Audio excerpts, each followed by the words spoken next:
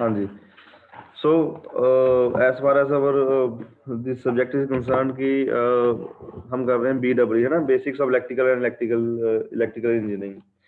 तो till Yes, date sir. हमने discussion किया था इसमें।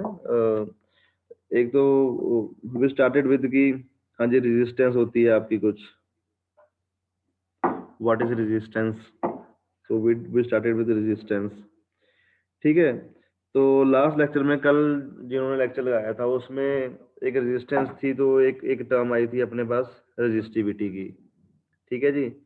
Then we discussed about conductance, after that we discussed about conductivity. एक हमने डिस्कशन किया था कि resistance is opposition to the flow of current, ठीक है। Similarly apart from that we also discussed कि अगर रेजिस्टेंस है तो रेजिस्टेंस का ऑपोजिट भी होगा।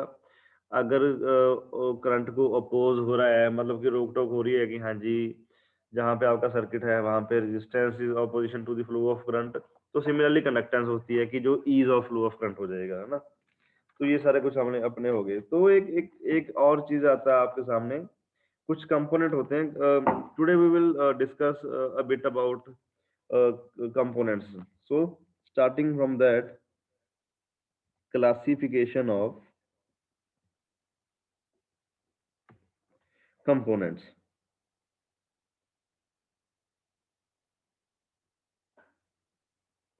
ठीक है जी। So anyone know कि what type of components are there? So मैं आपको बता देता हूँ, आपको पढ़ा होगा आपने। So one among them is active components,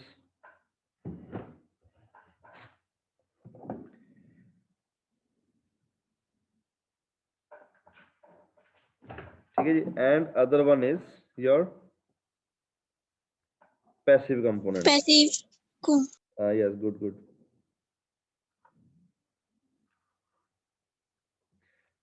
Active components and passive components. So ये जो अपने एक्टिव कंपोनेंट्स होते हैं, तो इसके बारे में हम कहते हैं कि these components can perform the function of the circuit independently, can perform function of the circuit independently. So one more thing to discuss कि during the lectures, so we will be using certain shortcuts, कि जैसे क्योंकि जैसे आप अभी first year में हो तो you are new to this.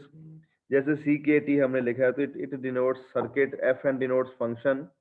तो ऐसी ऐसा अगर आपको कोई दिक्कत आ रही है कि हाँ जी ये क्या लिखा है आपने, तो you can ask me any time in between the lecture की। ऐसी चीजें आपको इन बिटवीन साथ के साथ पूछनी है, क्योंकि ये ना हो कि लेक्चर खत्म हो जाए बाद में आप FN करते रहो क्या है क्या नहीं, है ना। तो ये मतलब आप अगर कोई डाउट होता है तो आप अपना पूछ सकते हैं मेरे से, ठीक है जी। तो जो एक्टिव कंपोनेंट्स है ये this can perform function of the circuit independently with the support of passive components, with the support या help of passive components,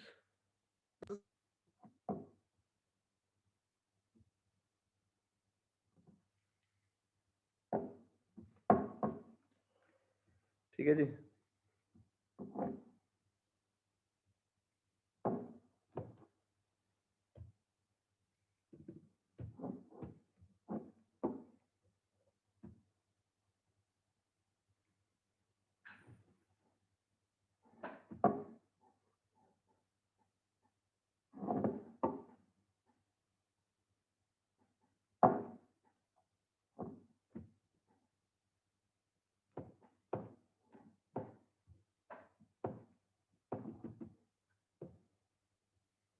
एक मिनट वेट कीजिए।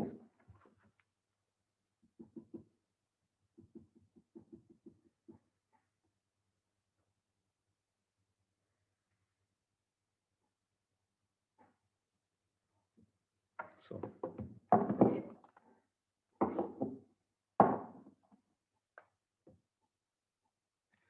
एक्टिव कंपोनेंट्स हैं तो these can perform function independently with the help of passive components.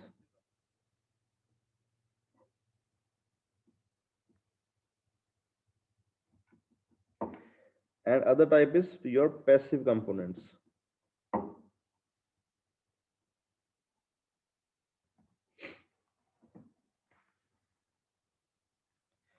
तो अगर हम passive components की बात करें, इनकी एग्जांपल्स जो होती हैं, these are resistors. Your resistors जो हम यूज करते हैं, रजिस्टर्स हो गए, इंडक्टर्स हो गए एंड कैपेसिटर्स हो गए.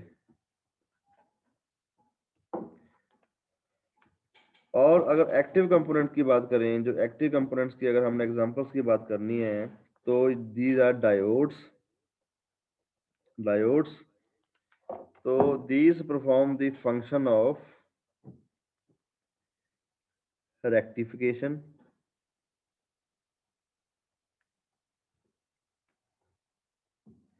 and transistor to amplify the signal.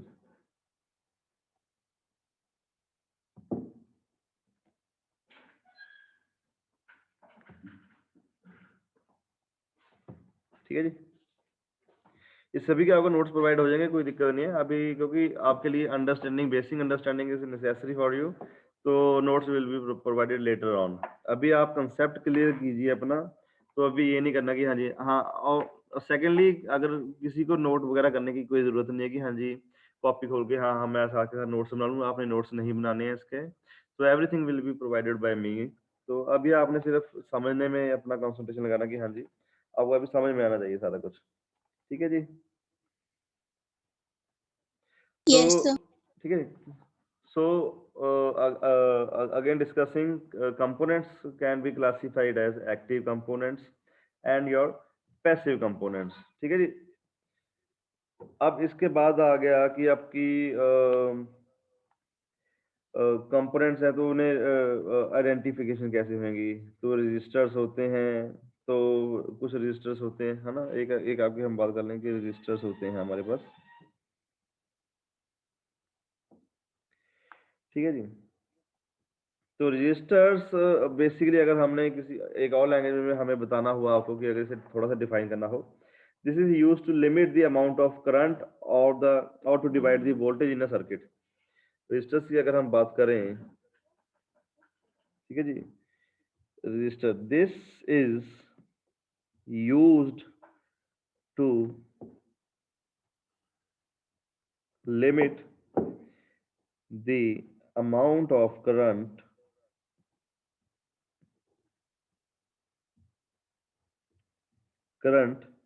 और क्या कर सकते हैं, और टू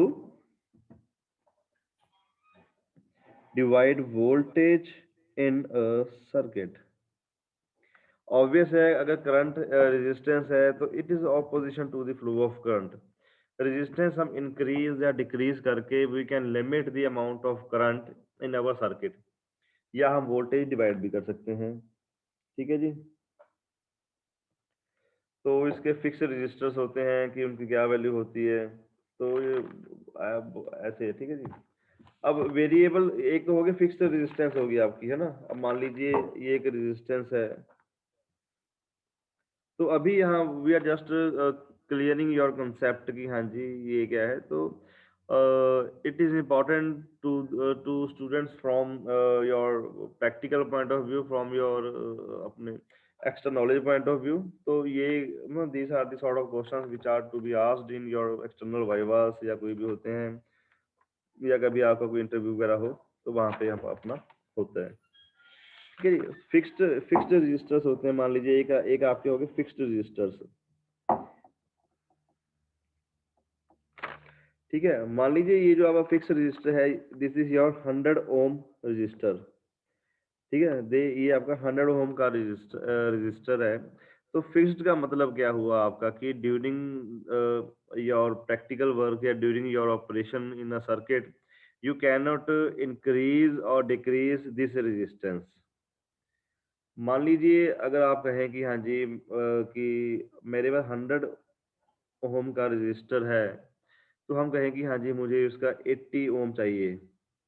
तो you cannot do this thing कि हाँ जी मैं 100 से 80 कन्वर्ट कर लूंगा, 80 50 ओम चाहिए मुझे, तो नहीं, because this is your fixed resistor, तो its value will remain the same 100 ohm, whether you need 50 ohm और whether you need 80 Om.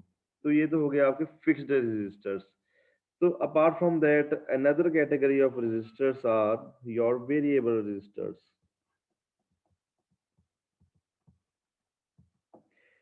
Variable resistors as the name suggest, तो जो अपना पहले में था कि मैंने बोला कि 100 ohm resistor you need, you have, तो आपने उसमें 80 ओम यूज करना है। तो वेरिएबल रजिस्टर में क्या है कि आप उसमें अगर 100 ओम है तो आप उसे 50 ओम तक यूज कर सकते हैं। तो वेरिएबल रजिस्टर को अगर हमने शो करना हो तो कैसे शो कर सकते हैं? मान लीजिए अपने पास एक लीनियर रजिस्टर है, so this is your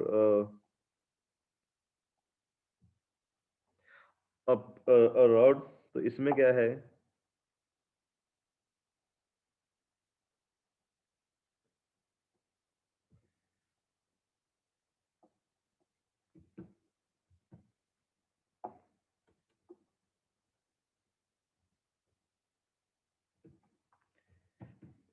so this is your variable resistor. तो रियोस्टैट भी बोल देते हैं इन्हें कई बार।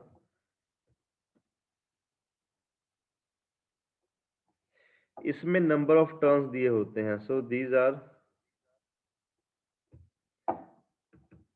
N number of turn. ठीक है जी। So let us suppose you have N number of turns.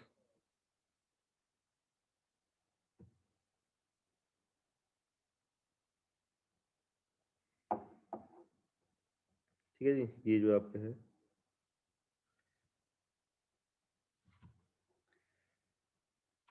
तो अगर आपको चाहिए कि हाँ जी हमें मान लीजिए ये आपके सर्किट में कनेक्टेड है, तो हम इसे एक बेसिक वैसी लेके चलते हैं कि हाँ जी ये सर्किट में, सॉरी,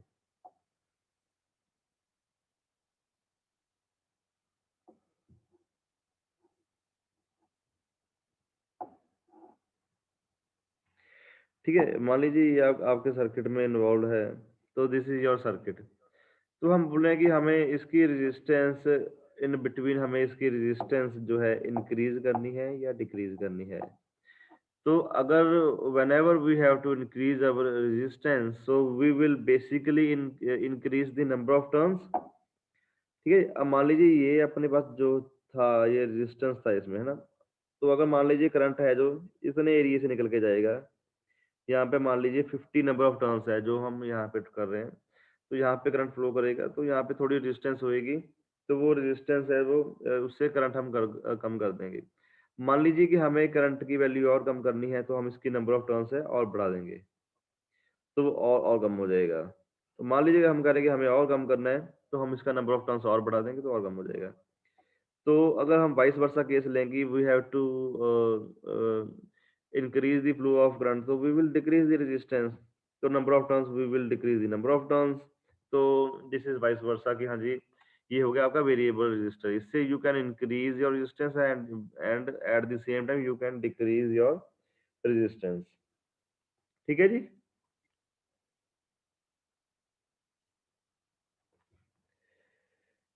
So inductors का we also discussed about the inductors। So next come your inductor part, inductors। So inductor is basically shown as this। So this is your inductor। तो इंडक्टर के बाद वी हैड कैपेसिटर।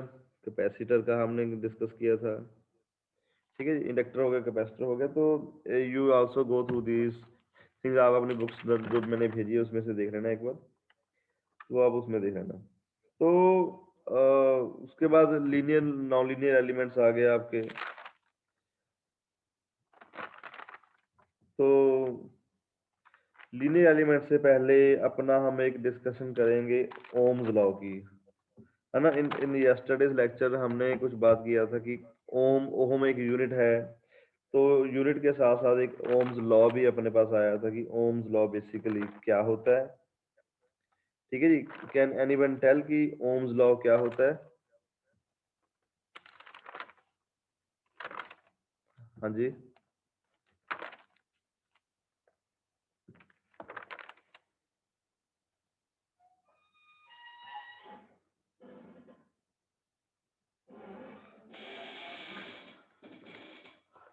ठीक है।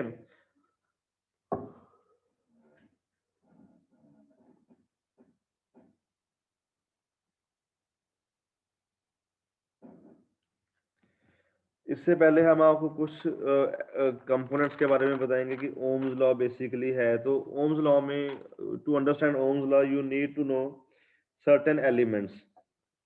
So one among them are linear elements.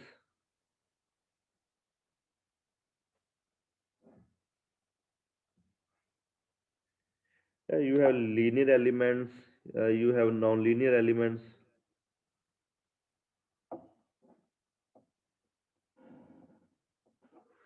After that, you have bilateral networks elements. Sorry, bilateral elements. So what are linear elements? So again a question arises here.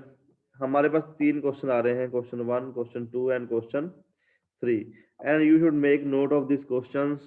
It may be asked in your MSTs or it may be asked in your final PTO examination. तो 2 number के question है। तो एक question है, what are the linear elements? What are linear elements? Give example. What are nonlinear elements and give their examples. And similarly, what are bilateral networks? या इसके बाद unilateral होता है, उनके एग्जांपल। तो सबसे पहले क्या है कि जो आपके लीनियर एलिमेंट्स हैं, तो दी एलिमेंट्स, अगर हमने लीनियर की बात करें कि हाँ जी लीनियर एलिमेंट्स क्या होते हैं, तो विच ओबेज ओम्स लॉ। अभी ओम्स का डिस्कस करेंगे। तो ओम्स लॉ बेसिकली क्या होता है, we will discuss after these elements, क्योंकि before the understanding of Ohm's law you need to know what are linear elements, what are non linear elements. ठीक है जी। So which obeys the Ohm's law और are called linear elements. So in other words, the elements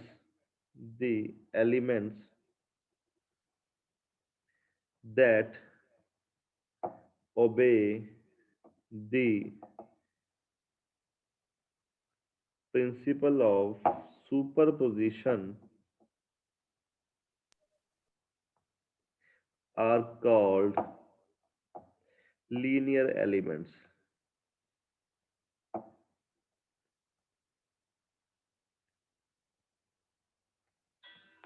linear elements का जो response है वो भी आपको लीनियर रिस्पॉन्स आएगा आपके पास। ठीक है जी। अब इसके बाद है non linear elements, those elements whose V I characteristics. ये आपका वी आई करेक्टरिस्टिक्स हो गया, वोल्टेज है ना, वी आई करेक्टरिस्टिक्स। अगर लीनियर एलिमेंट्स हैं तो उनके वी आई करेक्टरिस्टिक्स हैं वो लीनियरली फॉलो करेंगे आपके ऐसे। अब जो आपके नॉन लीनियर एलिमेंट्स हो गए, those correct VI characteristics are not linear, they are known as non-linear elements. Non-linear elements जो हैं, non-linear elements do not obey Ohm's law. Example is your diode, इसका कभी भी लीनियर रिस्पॉन्स नहीं आएगा। ठीक है जी। अब इसके बाद आ गया आपका bilateral networks, your bilateral networks. So what is included in your bilateral networks? इसका क्या है कि the characteristics जो पार्ट होता है इसका, the characteristics of the characteristics of bilateral elements do not depends upon the direction of direction of operation. It means, इसका मतलब क्या हुआ कि हम इसकी बात कर रहे हैं तो इट सिंपली मीन्स कि does not depend upon the direction of operation. It means क्या है, whenever whenever the polarity of applied voltage across them is changed,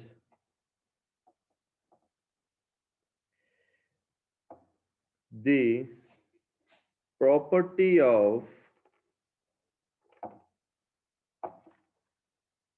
the property of the current I passing through them does not change. Example इसकी क्या है कि अगर bilateral network की बात करें, एग्जाम्पल इसकी है योर रेजिस्टेंस,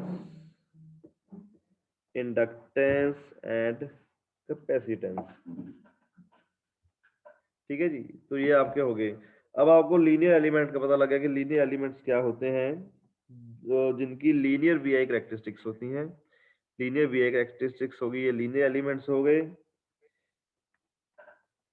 ठीक है, नॉन लीनियर हो गए जिनकी लीनियर कैरेक्टरिस्टिक्स नहीं है, तो वो हो गया. ठीक है, अब इसके बाद अपने पास है कुछ वोल्टेज सोर्सेज क्या होते हैं. ठीक है जी, वी आर डिस्कसिंग कि हाँ जी आपके एलिमेंट्स हो गए. अब now we need to know what are the voltage sources.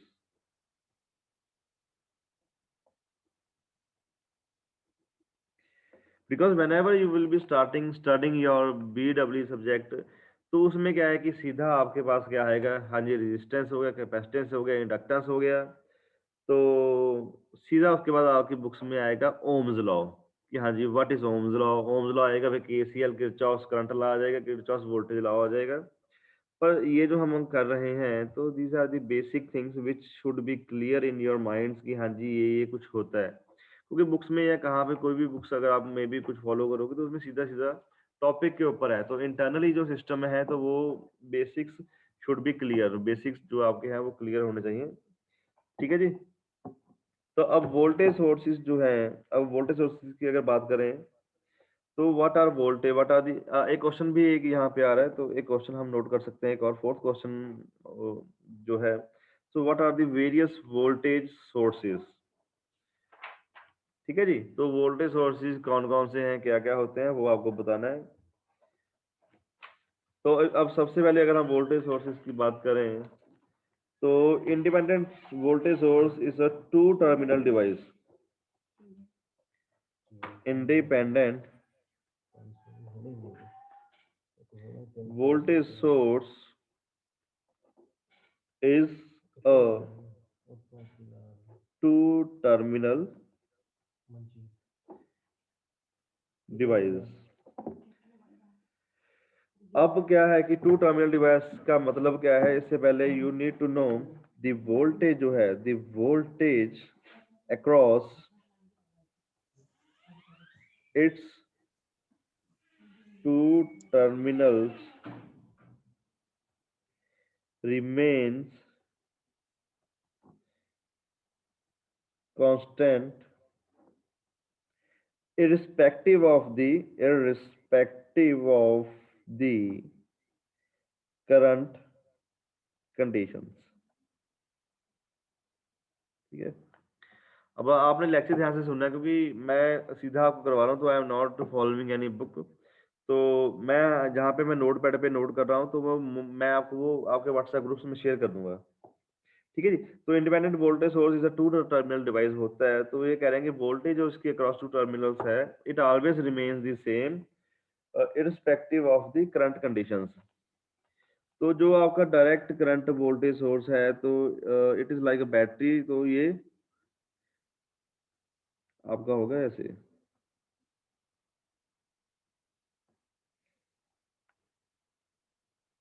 ठीक है जी।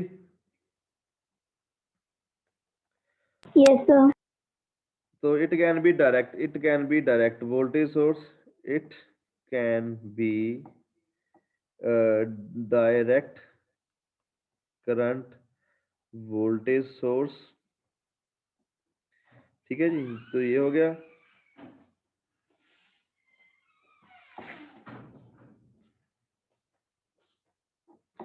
तो it can be alternating current voltage source as obtained from your transformer। तो उसमें क्या है कि हम इसे ऐसे भी रिप्रेजेंट कर सकते हैं। ठीक है जी, ये हो गया वोल्टेज सोर्स हो गया, तो ये वी टी हो गया, V T is equal to V M sine omega T. ठीक है जी, तो ये हो गया एक पार्ट। आफ्टर दैट ये वोल्टेज सोर्स हो गया, इंडिपेंडेंट हो गया। तो अब एक है आइडियल वोल्टेज सोर्स है। अगर इंडिपेंडेंट की बात कर रहे हैं तो we need to discuss about ideal voltage source also. What is your ideal voltage source? Ideal voltage source क्या होता है? आइडियल का मतलब आइडियल इटसेल्फ मींस कि हाँ जी, आपने आइडियल ले लिया कि हाँ जी, basically ideal things never exist, but practically हमें आइडियल कंडीशंस कभी कभी लेके चलनी पड़ती हैं कि हाँ जी, हम कह रहे हैं कि सिस्टम में जीरो लॉसेस हों। तो दीज आर आइडियल कंडीशंस। मान लीजिए आपका ट्रांसफार्मर है, वी से एन आइडियल ट्रांसफार्मर, मान लीजिए उसकी 100% एफिशिएंसी है, बट नहीं है। ठीक है, तो अगर हम और बात करें कि किसी भी चीज की 100% जो है नहीं होती, तो आइडियल वोल्टेज सोर्स हम मान के चलते हैं कि it has zero internal resistance.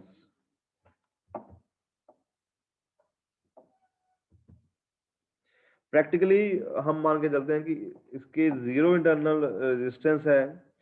तो अगर हम इसकी वी आई करेक्टरिस्टिक्स ड्रॉ करें कि हाँ जी, अगर ये इसकी जीरो इंटरनल रेजिस्टेंस है तो what will be its V I characteristics. तो अगर हम इसका ये करें,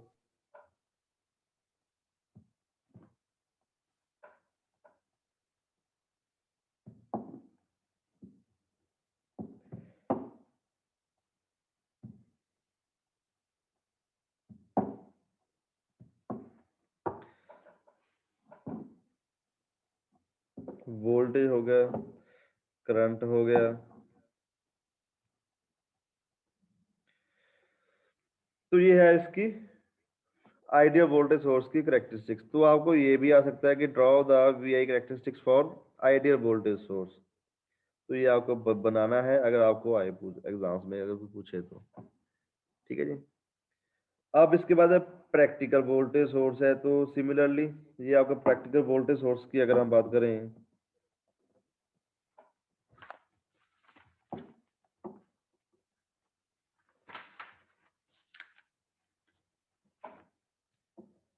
तो मान लीजिए ये है आपके पास।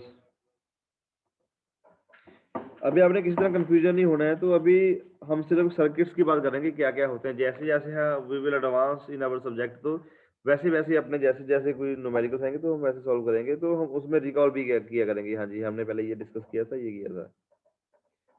तो ये आपका वोल्टेज सोर्स हो गया, प्रैक्टिकल वोल्टेज सोर्स हो गया। अगर इसकी हमने करेक्टरिस्टिक्स ड्रॉ करनी है कि अगर इस सर्किट का करेक्टरिस्टिक्स क्या होगा, तो कुछ भी नहीं होगा, इसका सिंपल है, जस्ट ऐसे ड्रॉ कीजिए और ये आपका हो गया। ये आपका आई आर आ गया। ये कैसे आया, तो ये फर्दर जब हम एडवांस करेंगे तो उसमें आपको क्लियर हो जाएगा। तो ये प्रैक्टिकल वोल्टेज सोर्स की अगर हम बात करें तो ये वो हो गया।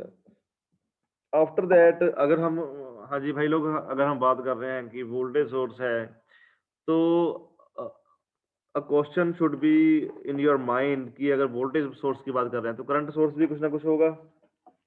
ठीक है, तो करंट सोर्सेज क्या होते हैं, तो इसके बाद जो नेक्स्ट अपना आ रहा है, तो अगला है करंट सोर्सेज।